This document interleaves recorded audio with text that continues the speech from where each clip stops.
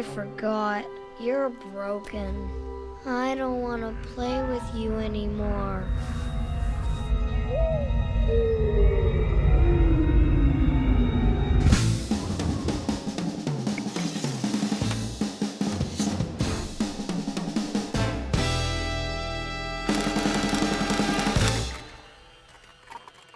The planet that we live on is pretty weird. Like recently, I was sitting around thinking about money, why we use money, where it came from, why we obsess over money all the time, why Australia's money's like made of plastic and colourful. And it got me really thinking. So I busted out my laptop like I normally do. And what started out as general curiosity has me now stressing out of my goddamn mind. Because here's the thing, a lot of people spend lots of money when they really shouldn't be.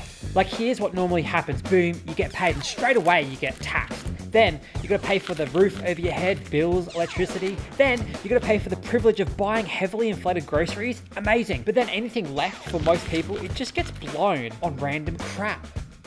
Now this last bite is what the video is all about, but all the other bites we're gonna get to in future videos. Like spending every cent, dollar, pound, yen, spending all the money that you have is a really interesting modern concept that sounds pretty damn grim.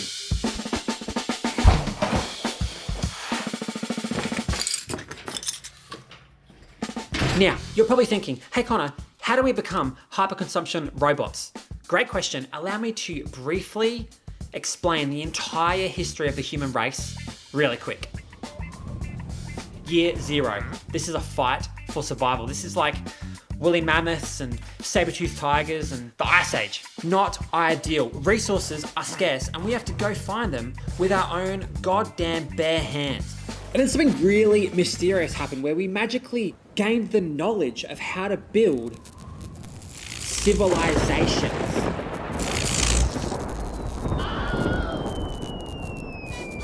Big brains, big ideas. And off we went building these huge civilizations where our collective might came together to help the common good. Humans were absolutely killing it, but there were two distinct groups that started to form. Group number one were the slaves, the common people, the workers, the peasants. And group number two were the leaders, the elite, the kings, the queen, the rich, all of the big dogs in these civilizations. These slaves and common people worked themselves to the bone and all of their wealth collected up into a big fat pile for all of these rich people. And this higher class of people discovered this brand new concept now that they have this big pile of cash, and that is hyper-consumption.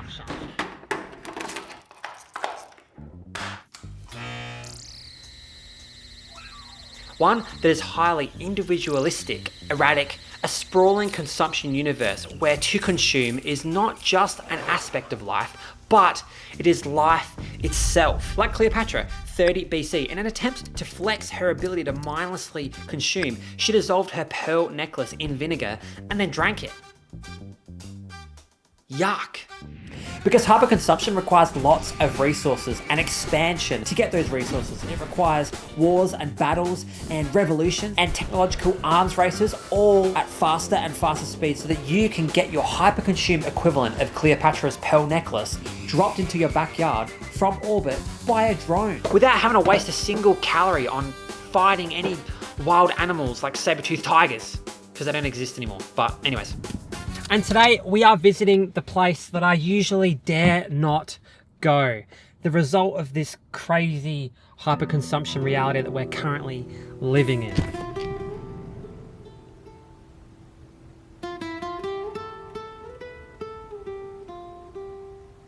Welcome to what I like to call the wasteland. Not because of it being sparse of resources, quite the contrary actually, because it's a place that is designed to suck every bit of net worth out of you. Endless shops, endless escalators to more shops, and of course for these endless shops you're going to need endless car parks to accommodate all these people. And what's crazy is that in this present day, normal people can go and buy things that Cleopatra would never ever dream of. In places like this that Cleopatra would have never ever conceived of. Like, this is the third shopping centre that I've been to today, and it's all just the exact same crap. The exact same mass-produced third world slave labour garbage that you don't actually really need. Delivered through this worldwide pipeline Silk Road trade route thing. It's absolutely nuts and it sucks.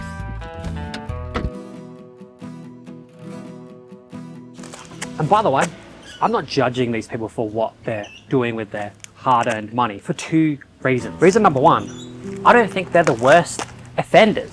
You know, if people want to get out there and spend their hard-earned money on stuff, then I don't really care. But reason number two is that I'm a human and I feel that pull as well. You know, I too feel this pull to mindlessly consume like a parasite on this planet, using every single available resource just so that I can get the things that I want in that very moment, because of my emotional part of my brain is telling me that I need to fill some sort of bottomless void inside our human brain. Hey, look, there's a cat over there. Hey, kitty cat.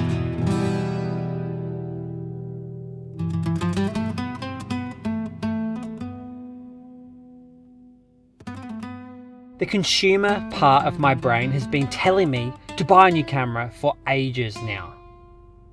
And I've been going back and forth in my own brain, trying to figure out if I want to be the kind of person that falls for the reptilian-brained advertising, or whether I should just resist, you know? Now hear me out. I don't like spending money, but it's going to look really professional, it's going to look crisp, and that is really important. Yeah, but it already looks good enough anyway. Like, I don't know why you even care about trying to make it look more professional. Yeah, but having a camera that looks more professional, you know, is really important, because you got to fake it to make it, right? Dude, this channel has like 2 videos and you only have 1 subscriber. That's your mum. Nobody cares. Nobody cares, that's right, but just not yet. They will. Dude, if you have all this professional gear, someone's going to literally just steal it from your car. And anyways, once you have all this really nice stuff, if you make shit videos, you have no more excuses. Dude, that really hurt. Dude, why would that even upset you? We're literally the same person. What are you talking about? Look, man, I'm gonna need a bit of optimism from you, because you're really getting me down, man. Like, I understand the point about it getting stolen, fair enough, but, you know, you just gotta believe. Dude, you just don't get it. Like, they want you to just mindlessly consume like a parasite on the planet. Like, what did Mr. Anderson say in The Matrix? Like, humans are just a disease, right? Are just a parasite. Don't fall for it. Dude, stop being so dramatic. Like, honestly, you're forgetting about the most important thing, which is that if I bought it, it would make me feel good. It would make me feel good. It would make me feel good.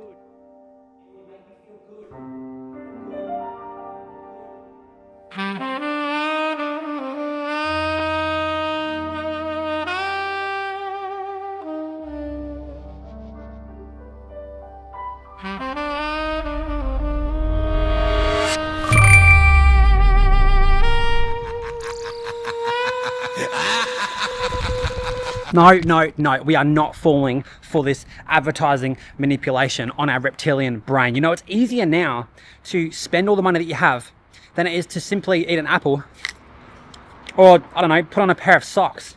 Actually, putting on a pair of socks has become very hard since the obesity epidemic, so that's probably a bad example. But like I said before, the main problem is not the boomers at the shops buying a new air fryer. The problem is the people and the spuds at home.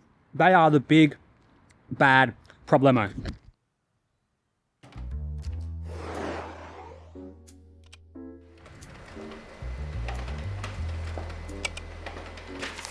Now, this big, bad problemo has 2 main catalysts. And the first catalyst is online shopping, because online shopping has accelerated us to what I like to call slop consumerism. Like in 2024, slop discretionary spending increased by 3.3% in Australia. And 3.3% doesn't sound like a lot, but that's literally billions of dollars. A record 9 million households shop online, and there's been an overall 12% increase in online shopping, which is basically the whole country at this point, which is absolutely nuts. But what I find really, really interesting is that bag sizes has actually reduced around 2% across all demographics at checkout. This is another clue that makes me believe that yes, we are slowly reducing the size of our bags, but we're buying a lot more slop the slop theory of consumerism is strong. We're basically buying random crap constantly.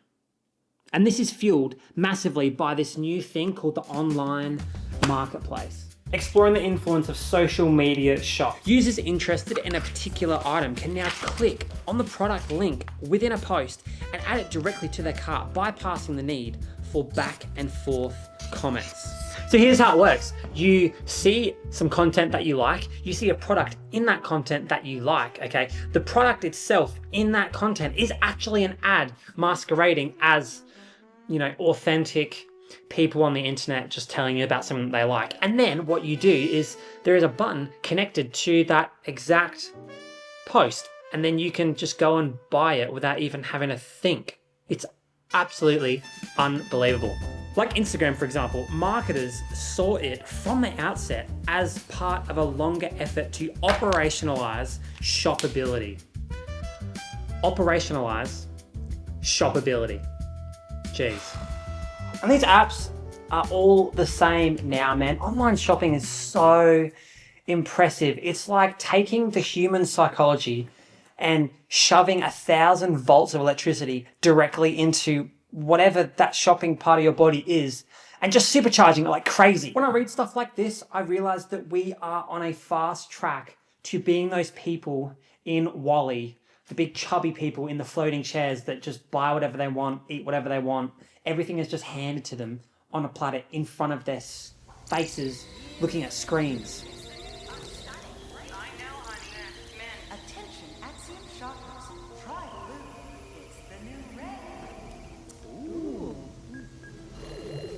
And yes, there are positives to online shopping. I will agree. There's the choice and the control and being able to find the exact thing that you want, the exact color, the exact size at the best price is really, really good. But when the device that you spend 3 hours a day on is also the device that you are impulsively buying stuff online, it's not really a healthy relationship to have. And is 3 hours a day even accurate?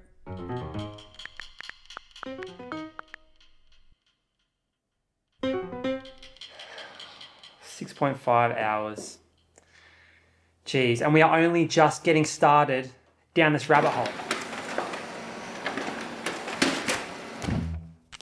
Now, catalyst number 2 for this consumer rabbit hole that I've got myself down is the never-ending different ways that companies come up with to get you into debt. Let's play a little thought experiment. Scenario 1, okay, this person is buying a camera, say for example, for $1,000. You can't really get a camera for $1,000. Anyways, they buy in cold, hard cash. And that means that they only feel the pain of purchasing something once. They've saved up for several months in advance to actually get this camera. And, even though this is a caveman way of buying something, you did it, well done. This camera is yours today. Congratulations, caveman. Now, scenario number 2 is that you use a credit card. Now, the way a credit card works is that you don't have to pay for what you should have paid for at that very moment. You pay in 1 month's time. That means that you delay the pain of purchasing something for 1 month. That is really annoying. And apparently, 1 in 3 Australians don't actually pay their credit card on time. So they end up paying a lot of interest. And that interest gets shuffled around to, number 1, being profits for these credit card companies. And number 2, it means that someone who actually pays their credit card bill gets to go to Hawaii for free, like once every 5 years. But that's the old system, man. That's like 1970s technology. And we are so far beyond that. That's just completely archaic.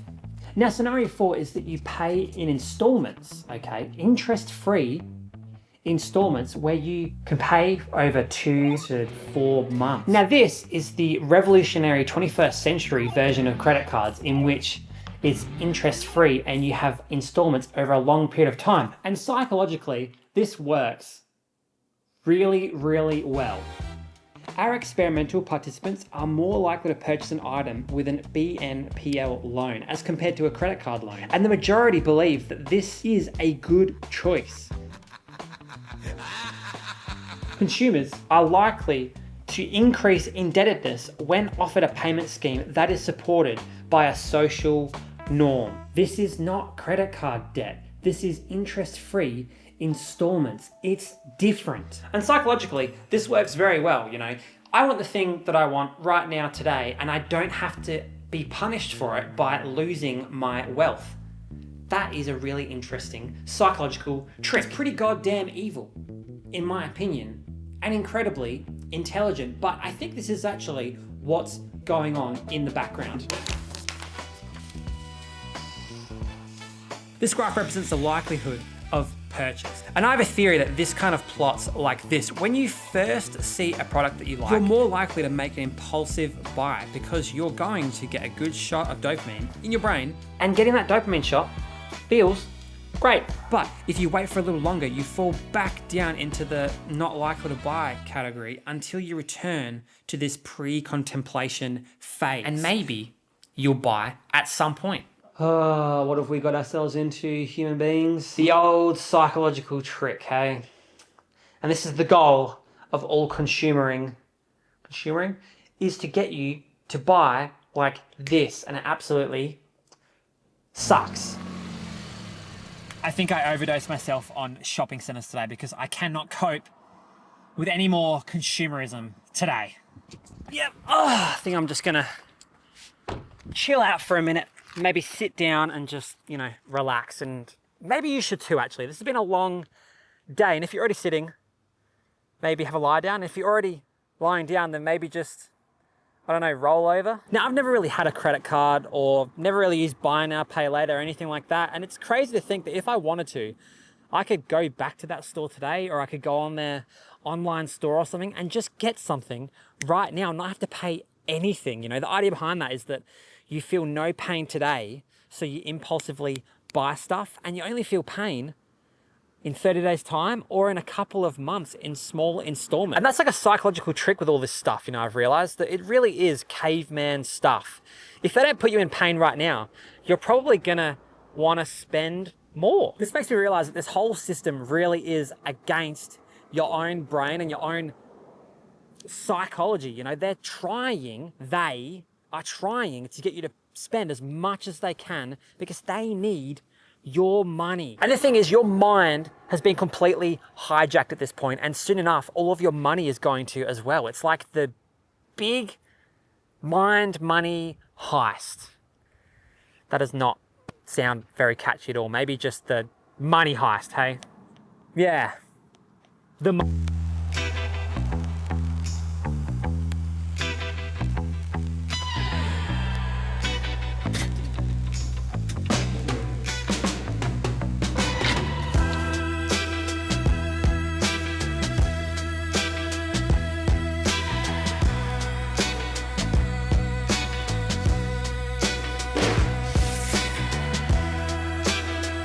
All right, team, let's get to business. Sit down and shut up. Now, you guys better take your tampons out for this mission, because this time we are going to be horrible assholes. Now, the goal of this mission is to suck as much money.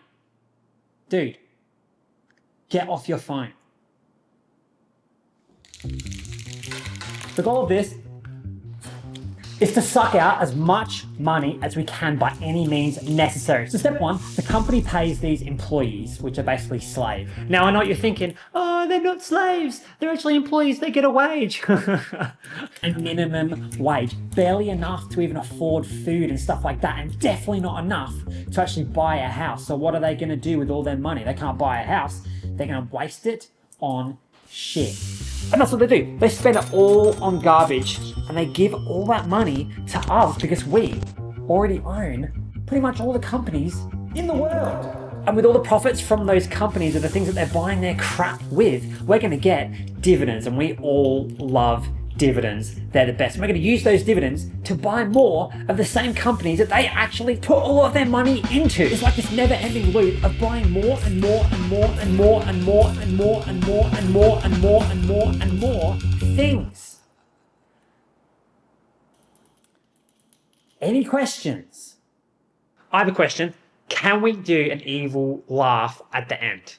Yes. Now, Mr. White, tell us how you're gonna squeeze out more juice this year. Cool. Now, last year, we extended Black Friday, not just from like a weekend, but an entire season. We extended it all the way to Christmas. Now, that really helped us with our mission, but I have another idea. What about if on Black Friday we swap out the items for shittier ones and don't actually tell anyone? All we would have to do is just change the barcode on the bottom and make it look like it's on sale, but it's actually a pile of crap inside a box, and we've just made it for cheap in China. It doesn't even work properly. Bro, that is a good idea, and that is why you're here. We did it with TVs this year, and no one even noticed. It's so good. That is so evil. I love it. Mr. Blue, properly evil shit right there. Now, an untapped market that I've discovered this year is children. You know, children get pocket money and we don't get to take any of it, basically. Great idea. That is why you're here. I've created the kiddies credit card. Now, I've had to go through some politicians to soften the rules on who can actually get credit cards to, 18 years old all the way down to 8 years old. So we are going to be able to get kids in debt. That is the goal this year. Mr. Blue, that just made me vomit in my own mouth. That is amazing. Thank you very much. Now, Mr. Pink. Whoa. Why am I Mr. Pink? That is a shit name. Because I said so. Mr. Pink, with all respect, shut up. It's just a name. Well, if it's just a name, do you want to trade? No goddamn way am I changing names with you. Why not? If it's just a name. Because it's a shitty ass name, that's why. Why does this happen every time? Dude, you're supposed to be on my side. Guys, shut up. You're Mr. Blue, you're Mr. Pink. No name changing, no nothing. Now, Mr. Pink, you're in charge of scraping all the customers' data from every social platform so that we can give them advertising and ram it right up their ass, man. Okay, that is your job. Got it? Yeah, whatever, man. As long as I get my share, I don't care. And why are you the boss all of a sudden? Have you ever heard of planned obsolescence? Yeah, I invented it. That's why I'm in charge. Now, once we basically own everything, what we're going to do is vertical integration. That's step 5. All that means is that we move vertically off planet Earth to Mars, because why the hell do we want to live amongst all the peasants? Well, are there still hot chicks there? I don't think there are, but we can bring our own, I guess. I don't know. Are we all understand this plan? All right, let's do it.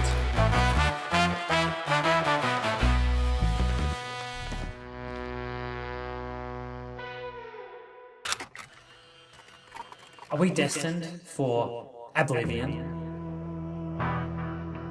Are we just a species in limbo, floating through space, clinging to any kind of meaning we can find? What really is the goal of the human race anyway? We have all the resources on this planet that we could ever need, and we use it to drive each other into shitty, shallow lives full of constant consumption and instant gratification. Are we destined just to be fat blobs in hover chairs controlled by an AI? Are we destined to just always live in a world where everyone's stuck in crippling debt just to buy things that they instantly forget about? Just hitting the dopamine machine again and again and again, just trying to feel something other than empty.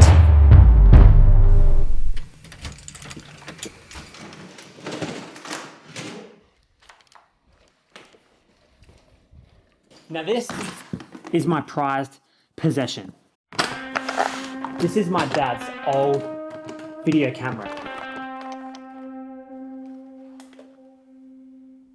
Why do I love this thing that's essentially useless in 2026 more than I love this? And that got me thinking about the future of humanity and where we're actually going to end up. And I came up with 3 scenarios. Yeah, it's been a busy day. Scenario 1 is that we just continue on our current path. We mindlessly consume things, constantly manufacturing new products, buying things, accumulating stuff, and we only have houses so big, right? So we have to throw things away and constantly throwing things away. Eventually, the whole planet is trash. We realize that this place absolutely sucks, and we leave, and I'm literally describing the plot of WALL-E. And let's face it, this is probably the most likely scenario. Now, scenario 2 is probably the least likely to happen, but it's one that I gravitate towards the most. Here's how it goes.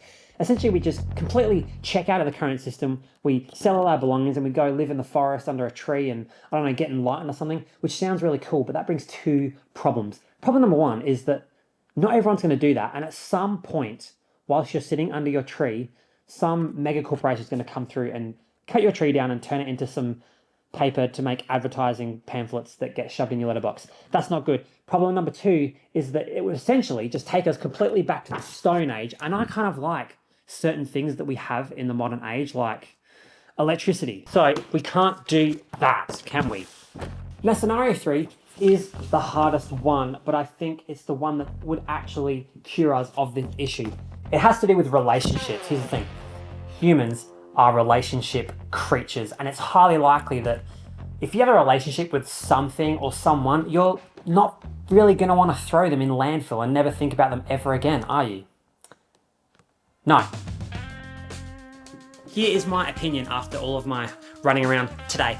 We should build relationships with things that we already have rather than constantly trying to replace them with other things just to fulfill some sort of void deep down inside. We really have to move away from this constant replacement of things for emotional support and fear of missing out, or the latest new technology with new features. It's all just completely BS. We need to learn to actually love what we already have, because it's probably enough. Because nothing fills me with more long-term happiness than new experiences and building new things and telling new stories and taking what's inside my brain. All right, pussies, sit down and shut up. If you want, you can shout out and say when I'm in the shop. Zoom in again. You can probably take one step closer. And turning it into something in reality. And the tool that you use to do something like that doesn't really matter. So I think me and this little guy here, we're tight. We're going to continue making stories together and building this relationship just like all of you should with your own stuff. All right, I'll see you guys in the next one. Stop buying crap. Learn to love what you already have.